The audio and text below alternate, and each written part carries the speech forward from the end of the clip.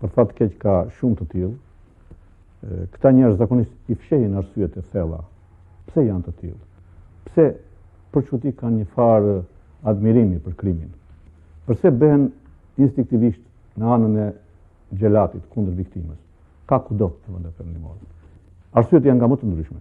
E para ka arsye politike, janë stalinist të vjetër, janë nostalgjik të regjimit rus që ka rënë, komunizmit rus, nostalgjik të regjimit komunist kinez, nostalgjik të majte ekstreme. Por ka arsye të tjera, ka fashist racist, fashist primitiv. Ata që për ta bota duhet jetë vetëm domethënë Evropës së krishterë, të tjerët mund të zhduken pa kurfar mëshire. Janë ata që kanë zhdukur vitin përpara çifutët, hebrejt. Këta janë natyrisht pashpallur, por ka një turm tjetër të madhe njerëzish që kanë prirje për krim. Ana psikologjike gjithmonë, ana njerëzore duhet lot një rol shumë të madh në shpjegimin e dukurive në botë. Zakonisht ne jemi mësuar të shikojmë gjërat me shpjegime vetëm politike, sociologjike, të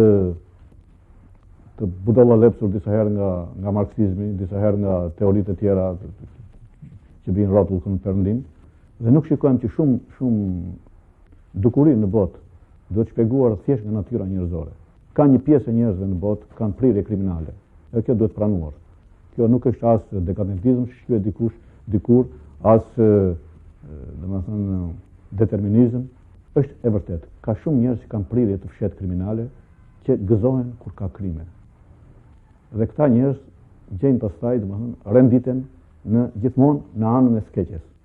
Po të shikosh janë po ata këtu që janë renditur në Francë ose në vende të tjera, kur ka pasur krime kundër popujve të tjerë, ndodh një konflikt gjithmonë